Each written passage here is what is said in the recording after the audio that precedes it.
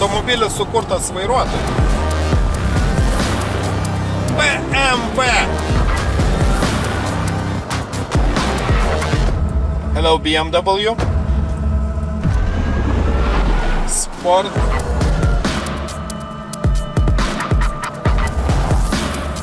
Šio automobilio nesinori išlipti, norisi važiuoti ir važiuoti. Akivaizdžiai šitas automobilis nesukurtas keleiviam. Tačiau jeigu norite smagiausiai vairuojamo elektromobilio, tai šį BMW i4 elektromobilį jums tiesiog būtina išbandyti. Tai toks turi būti automobilis, iš kurio nesinorėtų išlipti.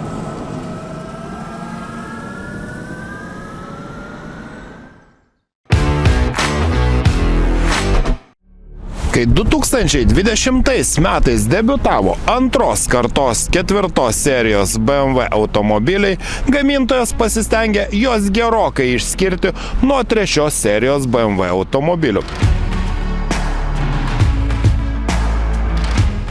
Tad nuo 2020 metų 4 serijos BMW, kurie apėmė tiek kabrioletus, tiek 2 durelių kupę, tiek ir, kaip šioje versijoje, 4 durelių Grand Coupe, iš esmės skiriasi nuo savo bendraplatformių 3 serijos BMW.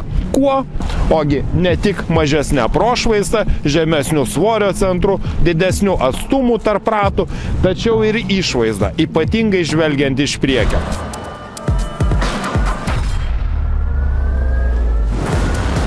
Naujos 4 serijos BMW turėjo gerokai statesnės priekinės groteles, kurios mums primena šlovingus prieškarinius BMW 328 automobilius. BMW i4 gali, kaip šiuo atveju, turėti vieną elektros variklį, jisai yra sumontuotas galinėje ašėje. Tokiu atveju jo galia siekia 250 kW arba 340 arklio galių ir atitinkamai jis yra varomas galiniais ratais. O jeigu norite karščiau ir galingiau, tada yra M50 versija, kuri turi 2 elektros variklius atitinkamai varančius priekinę ir galinę ašį. Tokiu atveju automobilis pasiekia net 400 kW arba 544 arklio galės, o iki 100 įsibėgėja vos per 3,9 sekundės. Modelis su vienu varikliu nedaug lėtesnis. Jo įsibėgėjimas iki 100 užima vos 4,7 sekundės. Automobilis yra gaminamas ten pat, kur ir kiti 3 ir 4 serijos BMW Müncheno Bavarijos automobilių gamykloje. Tad iš esmės jis yra bendraplatformis, naudojant tą pačią CLAR platformą pagamintas automobilis, tik modifikuotas elektromobilio reikmėm. Kadangi tai yra automobilis bendraplatformis su įprastais modeliais su vidaus degimo motorais, tai jis turi ir priekyje atidaromą varikliaus dangtį. Bet štai yra vienas niuansas. Kaip jau minėjau, konkrečiai ši versija yra varoma vienu elektros varikliu, tad priekyje nėra elektros variklio ir gamintojas tikriausiai galėjo sumontuoti kažkokią dėtuvę, pavyzdžiui, laikyti įkrovimo laidus. Tačiau čia yra tik štai pora techninių angų, tačiau didesnės dėtuvės čia nėra. Štai aš matau, kad po šio plastikinių variklio gaubtų, yra tiesiog ertmė ir taip pat aliumininė pertvara, didinanti automobilio standumą. Taip pat čia yra kai kurie įdomus aerodinaminiai sprendimai. Pirmas dalykas, skirtingai nuo įprasto modelio su vidaus degimo motoru, priekinės grotelės yra vientisos, kadangi, kaip jau minėjau, čia nėra variklio ir jo nereikia aušinti, tačiau yra akumuliatoriai, yra kiti elektros komponentai, kuriem reikalingas aušinimas.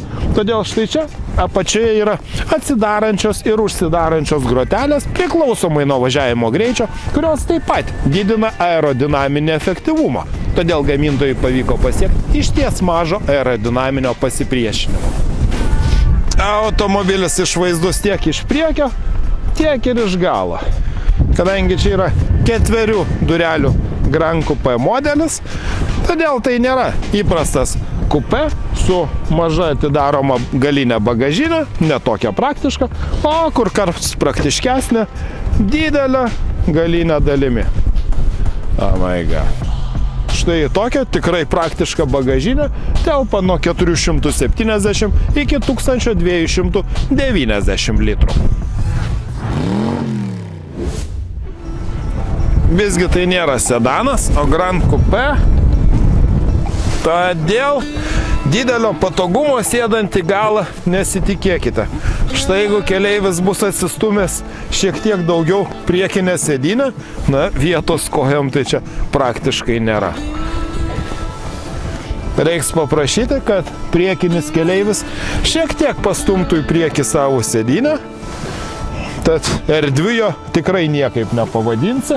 Tai yra premium klasės automobilis, todėl klimato kontrolė yra ir gale sėdintiem keleiviam. Na ir žinoma yra elektromobiliui visiškai nereikalingas tunelis. Aš pabandysiu prakišti čia koją. Ok. Ir štai. Centrinis transmisijos tunelis, kuris elektromobiliui tikrai nereikalingas, bet, kaip jau minėjau, tai yra bendra platformis su įprastais modeliais, turinčiais vidaus degimo motorus, įprastas transmisijas. Todėl tokia kėbulo ypatybė liko ir elektromobilyje, kuriam iš esmės tokio dalyko net ir nereikia. Na gerai, akivaizdžiai šitas automobilis nesukurtas keleiviam, nebent tiem, kurie nori pasimėgauti prabangių važiavimų BMW i4 elektromobiliu. Kokia siaubas. Bet čiagi BMW Grand Coupe, tai kam svarbu tos vietos ant galinių sėdinių? Kur kas svarbiau įkrovimas, nes čia yra elektromobilis. Ir BMW i4 elektromobilis gali būti krautas iki 205 kW siekiančią galę. Žinoma, jeigu rasite tokios galios įkrovimo stotelę. Namuose jį galima įkrauti iki 11 kW siekiančią galę, o tai reiškia, kad čia maksimali kintamos srovės 11 kW gale elektromobilis bus įkrautas per maždaug 8,5 valandos. Na, o jeigu būtų galimybė įkrauti 22 kW gale namuose, jisai būtų įkrautas per 4 valandas. Bet nieko tokio galima įkrauti ir naudojantis viešo įkrovimo stotelėmis, žinoma, tai kainuoja gerokai brangiau. Na ir žinoma, kol aš čia smagiai laiką leidžiu prie įkrovimo stotelės, galima pasakoti ir apie automobilio saloną. Šiuolaikinis BMW. Toks pat panašus salonas yra ir BMW iX elektromobilyje, tad na, viskas pažįstama. 12,3 colių prietaisų skydelio ekranas, 14 colių įstrižainės multimedijos ekranas, valdomi arba paspaudimu, arba štai valdikliu iDrive su funkcijomis fizinių mygtukų, tiek žemėlapio, tiek namų, tiek medijos parinkčių. Na, viskas tikrai labai patogu. Žinoma, visą tą galite daryti ir balsu pasakę hey BMW. Tikrai labai daug technologijų. Na, o kalbant apie truputį žemiškesnius dalykus, tai man iš tikrųjų labai patinka šiuolaikiniai BMW automobiliai, tiek savo kokybę. Na, niekad jie nenuvylė, tačiau atrodo tikrai labai šiuolaikiškai, labai moderniai. Ir standartinėse BMW i4 komplektacijose yra tiek sportinis vairas, tiek sportinės sėdynės, tiek ir reguliuojama pakaba. Amortizatorių standumas yra reguliuojamas kiekvienam amortizatoriui atskirai, tad tikrai visą laiką parenkamas optimalus važiavimo režimas. Lygiai taip pat kaip yra pneumatinė galinė pakaba ir visa šita kartu sistema sukuria tai, kad automobilis užtikrina minimalius sviravimus, o tai labai svarbu tiek stabdant, tiek ir akceleruojantis. Beje, jeigu jau pradėjau kalbėti apie stabdžius, tai vėlgi čia yra integruota elektroninė stabdžių sistema, tai reiškia, kad ji veikia labai efektyviai. Na, stabdžių jautrumas tikrai labai didelis, pradžiai net reikia įprasti, tačiau jie tikrai labai aktyviai ir galingai regeneruoja rekuperuojamą elektros energiją, ją kaupia papildomą akumuliatoriumi ir tai taip pat prisideda prie tikrai efektyvių energijos sąnaudų. Kalbant apie važiavimo režimus, žinoma, tai yra skirtingi tiek Sport, tiek Comfort, tiek Eco Pro ir aš visą laiką pradžiai važiavau Comfort režimu, tačiau vėliau pasirinkus Eco Pro nelabai pajaučiau didelio skirtumo tarp galios, kadangi automobilis yra tikrai pakankamai galingas, o sport, žinoma, reikia išbandyti už miesto. Mano būtų vienas iš tokių nedidelių priekaištų šiam automobiliui, kad visgi, programinė įranga ne visą laiką buvo stabili, kadangi kartais prarasdavo ryšį su mano telefonu ir nepavykdavo naudotis Android Auto paslaugomis, žinoma, belaidėmis, po to sistema atsigaudavo, viskas tapdavo vėl gerai. Hello BMW. Hello BMW. Kartais veikia, kartais neveikia, kartais reikia mygtuką paspausti, kad naudotis balso komandomis. Open passenger window. Okay, I will open the front passenger window. Sudarė langas. Taigi, bet žinoma, mes čia atvažiavome išbandyti automobilio galios ir renkamės sport režimą, patį dinamiškiausią, galima netgi sport individual, konfigūruoti režimą, steering, drivetrain, amortizavimas, visi tie dalykai pasirenkami, kokį jūs tik norite, gali būti komfortas, gali būti sportiškas, visi tie dalykai yra. Ir tęsiant toliau apie sport arba kitus važiavimo režimus, Comfort, Eco Pro, Sport. Tad kalbant apie sport režimą, tikriausia pradėsiu nuo filmų. Ar žinote tokius filmus kaip Gladiatorius, Paskutinis samurajus arba Karibų jūrų piratai? Jos jungia vienas dalykas, neskaitant to, kad jie yra tikrai puikūs filmai, blockbusteriai, tačiau jų muziką kūrė vienas ir tas pats žmogus, Klausas Zimmermanas. Taip jau pasitaikė, kilmės iš Miuncheno, tad jis bendradarbiavo ir kurdamas šio elektromobilio garsą. Tokia detalė tikrai įdomi, tad štai pasirinkus sport režimą, išgirstate žinomo kompozitoriaus muzikinį takelį.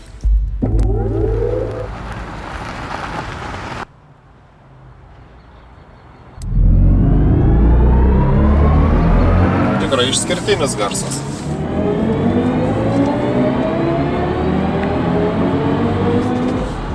O žinote, kas yra dar geriau už gerą ir puikų garsą? Ogi tyla. Visi šie elektromobiliai eina su garsą izoliuojančiu akustiniu stiklu ir štai važiuojant, tikrai automobilis turi plačius ratus, kelio danga yra šlapia, tačiau salone yra tylu. Tikras premium klasės automobilis. Ir žinoma, jeigu pasirinksit Comfort važiavimo režimą,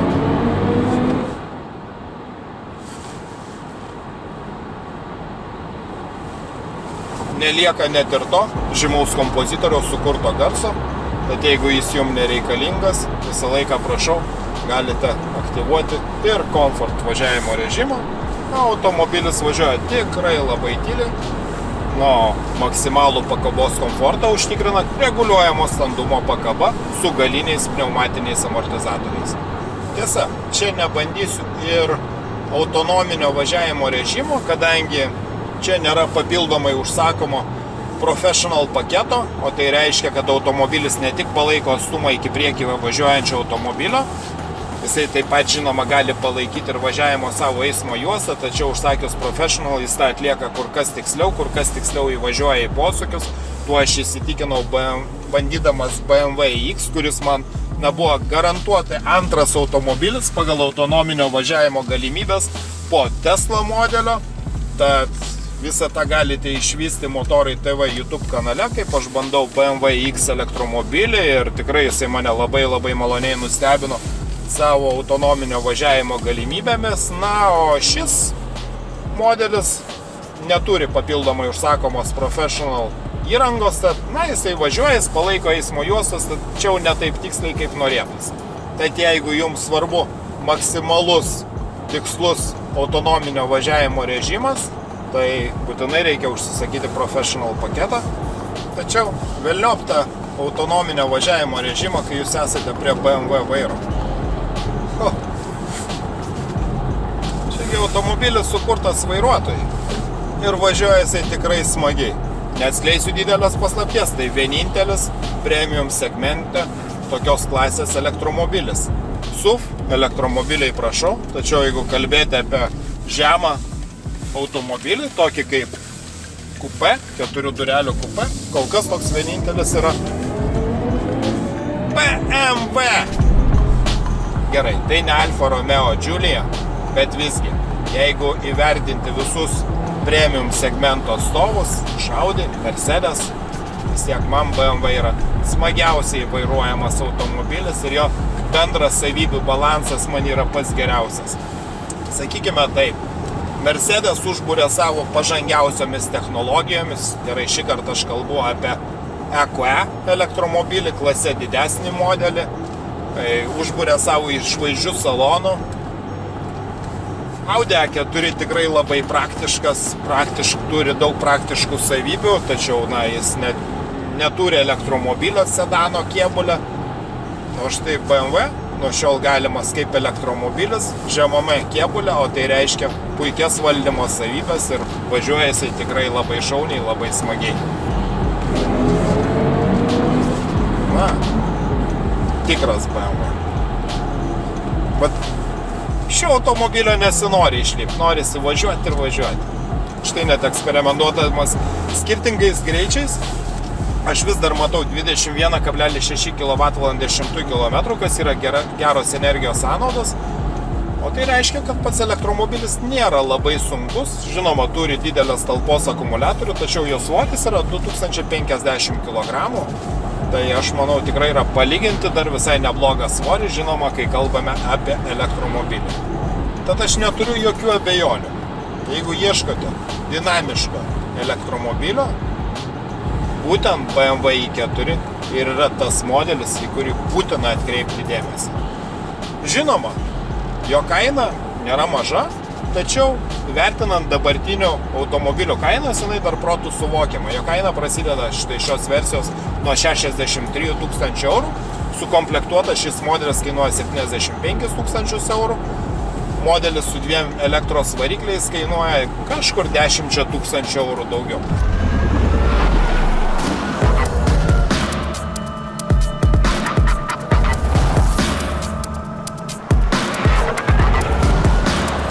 Gal iki visiškos laimės aš dar norėčiau, kad čia būtų svirtelės prie vairo, kuriomis aš galėčiau pasirinkti rekuperavimo režimo intensyvumą, kad galėčiau pristabdyti prieš posūkį, aktyvuodamas rekuperavimą, tačiau štai dabar perjungęs svirtį į B režimą, aš praktiškai galiu važiuoti vienu pedalu, atleidęs akceleratorių. Kai atleidžiu akceleratorių, automobilis tikrai labai efektyviai stabdo. Tačiau, prieš posūkį būtų smagu, kad galėčiau pats tuo pasinaudoti. Tose elektromobiliuose, kur yra svirtelės, kuriomis galima nustatyti rekuperavimo energijos intensyvumo, naudotis labai patogu. Tačiau, nežiūrint tai, važiavimas šio automobilio yra tikrai fantastiškai malonus. Ne veltui BMW ir sako, baisiai malonu vairuoti. Štai toks turi būti automobilis, iš kurio nesinorėtų išlipti.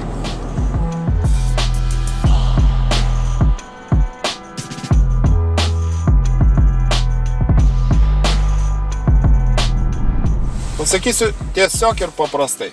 Šiai dienai tai yra geriausiai valdomas elektromobilis pasaulyje, kalbant apie naujus serijinės gamybos automobilius.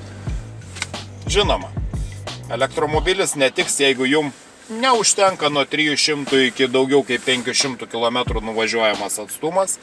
Žinoma, konkrečiai ši versija netiks jum, jeigu jūs norite visų varančių ratų pavaros, tada reikia užsisakinėti versiją su 2 elektros varikliais. Žinoma, jeigu jūs manote, kad tai yra šeimyninis automobilis, tai ne, tai nėra šeimyninis automobilis, nes vietos gale, kaip jau matėte, tikrai nėra daug. Tačiau jeigu norite smagiausiai vairuojamo elektromobilio, kišenėje turite nuo 63 000 euriukų.